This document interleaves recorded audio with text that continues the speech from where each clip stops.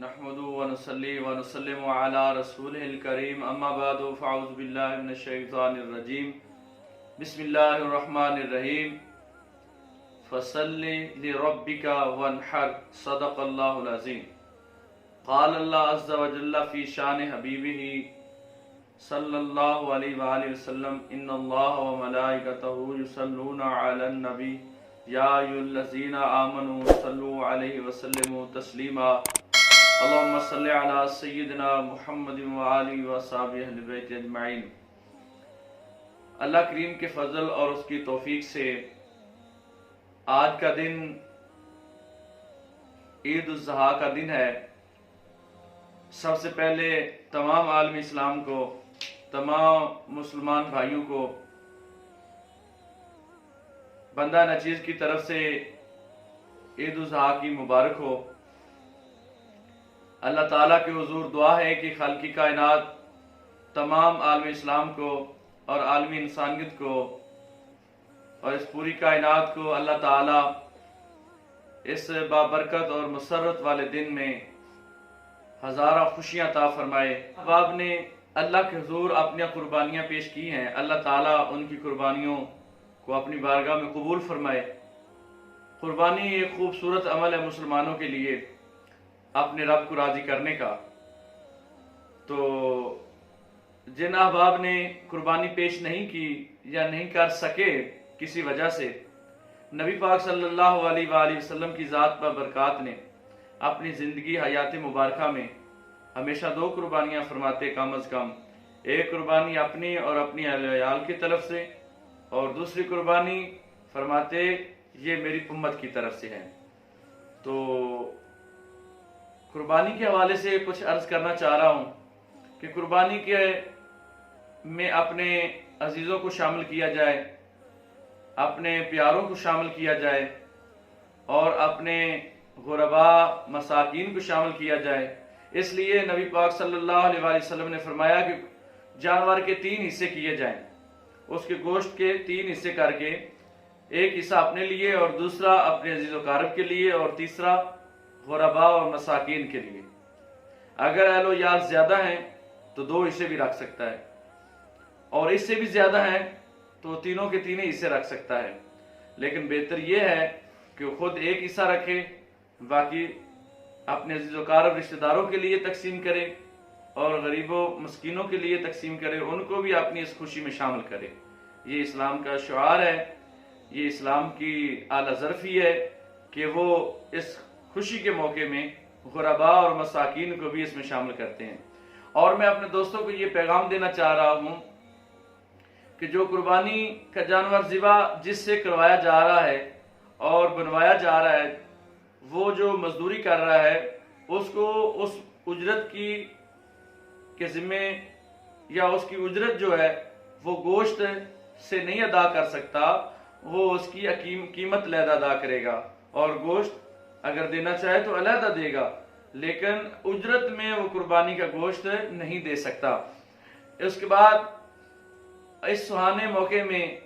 آپ اپنے اڑوس پڑوس، اپنے رشتہ داروں اور اپنے پیاروں کو بھی اس میں شامل کریں تاکہ وہ بھی اس عید کی خوشی کو دوبالا کر سکیں،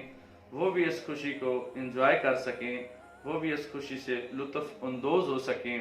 یہ نہ ہو کہ آپ سارے کا سارا گوشت سنبھال کر رکھ لیں، وہ غریب کو پہنچے ہی نہ۔ کوئی ایسا بھی ہو سکتا ہے جو سفید پوش ہوگا،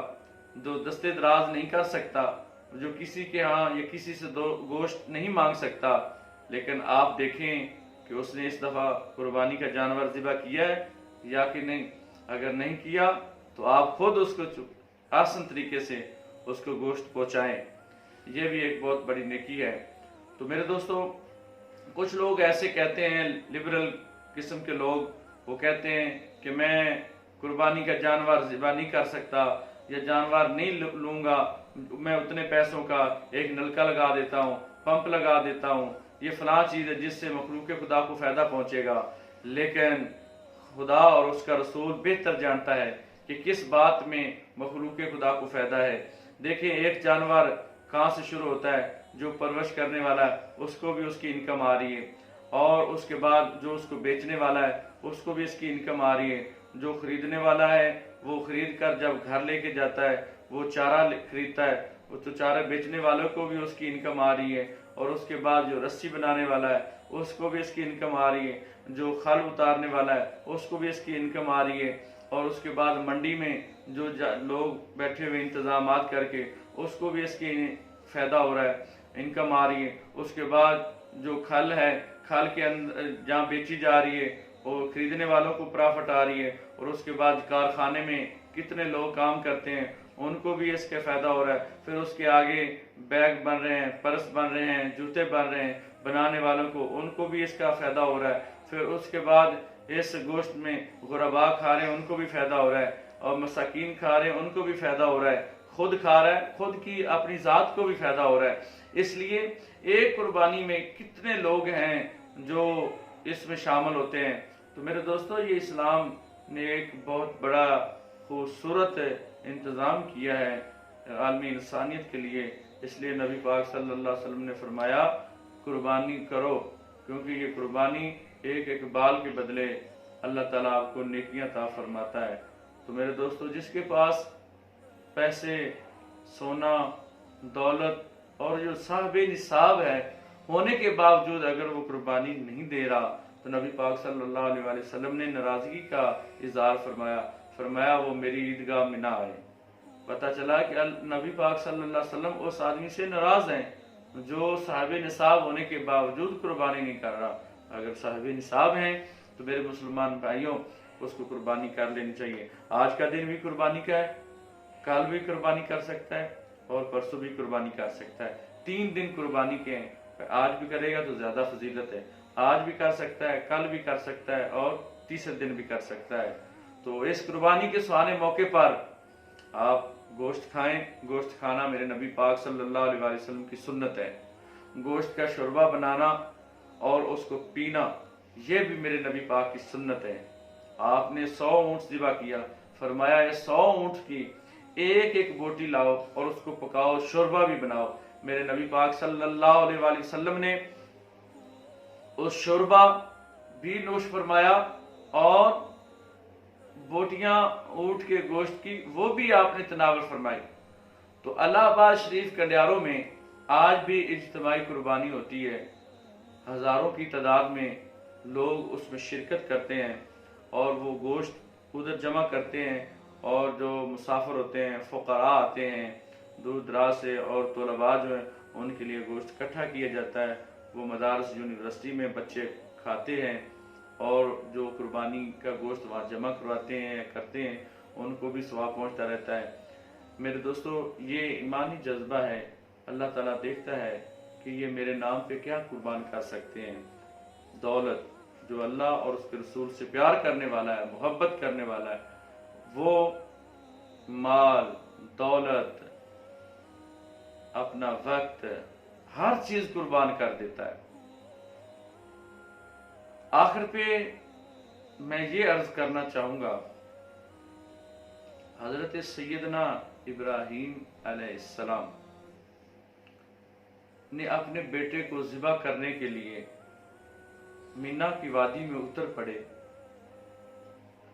انہوں نے اپنے بیٹے کو ذبح کرنے کے لیے لٹا دیا، گلے پر چھری رکھ دی۔ اللہ تعالیٰ نے جبرائیل علیہ السلام کو فرمایا کہ جنت سے مینڈا لے جاؤ، اور ابراہیم علیہ السلام قربانی دے رہے ہیں اپنے بیٹے کی۔ ان کے بیٹے کو چھری کے نیچے سے نکالو اور وہاں جا کر دمبا رکھ دو۔ وہ مینڈا رکھا گیا تو انہوں نے اپنا پختہ ارادہ کر کے اپنے بیٹے کو ذبح کرنے کے لیے اللہ کے حضور پیش کر دیا۔ وہ تو کامیاب ہو گئے۔ قد صدقت الرؤیا، اے ابراہیم علیہ السلام، آپ نے صداقت پیش کر دی، آپ اس امتحان میں سچے اترے، آپ اس امتحان میں کامیاب ہو گئے۔ حضرت ابراہیم علیہ السلام تو اپنے بیٹے کو ذبح کرنے میں کامیاب ہو گئے، انہوں نے تو اس قربانی میں اپنے آپ کو پیش کر دیا، ذرہ برابر بھی توقف نہ کیا، ذرہ برابر بھی سوچا نہ کہ یہ میرے بڑھاپے کی اولاد ہے اور آخری وقت کی اولاد ہے، اس کے باوجود انہوں نے جب قربانی کا وقت آیا تو اپنے بیٹے کو پیش کر دیا۔ آج میرا مسلمان بھائی کیا پیش کر رہا ہے؟ ہم نے کون سا بیٹا پیش کرنا ہے؟ ابراہیمی سنت ادا کرتے ہوئے ہم بھی اپنے بیٹوں کو عاشق رسول بنائیں، عالم دین بنائیں، قاری قرآن بنائیں،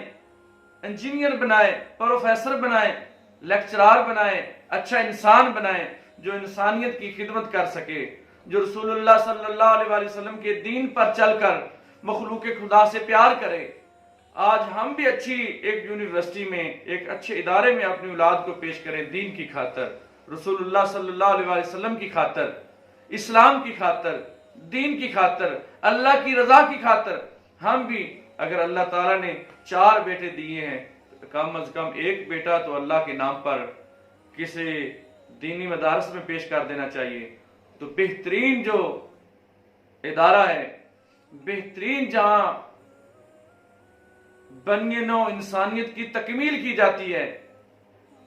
وہ ہے میرے مرشد مربی حضرت خواجہ خواجگان محمد طاہر المعروف محبوب سجن سائیں دامت برکاتہم عالیہ کا آستانہ اور ان کی یونیورسٹی جامعہ عربیہ غفاریہ، جہاں چاروں صوبوں کے بچے زیر تعلیم ہیں اور وہ ہر موضوع پر ہر طرح کی ان کو ٹریننگ دی جاتی ہے، پڑھائی کے حوالے سے، لکھائی کے حوالے سے، اور ہر طرح کے کورس کروائے جاتے ہیں، لکھائی کے حوالے سے، تقاریر کے حوالے سے، خطابت کے حوالے سے، ہر طرح کے ہر شعبے میں اس کو کامیابی کے لیے اس کی رہنمائی کی جاتی ہے۔ میرے مرشد مربی کے سائے میں جو بچے پڑھتے ہیں ان کی ظاہری اور باطنی اصلاح بھی ہوتی ہے، ان کی ظاہری اور باطنی تربیت بھی ہوتی ہے۔ آپ ان کے آستانے پہ پہنچ کر میں دعوت فکر دیتا ہوں کہ اس یونیورسٹی کا جا کر وزٹ کیجئے اور اپنے بچوں کو وہاں داخل کروا کر اللہ رسول کی خوشنودی حاصل کریں۔ اللہ تعالیٰ ہمیں اس عید کی خوشیاں عطا فرمائے، برکتیں عطا فرمائے اور اپنی خوشنودی عطا فرمائے۔ جو عمل ہم نے آج قربانی کا دیا ہے، اللہ تعالیٰ اس عمل کو اپنی بارگاہ میں قبول فرمائے۔ وما علینا الا البلاغ۔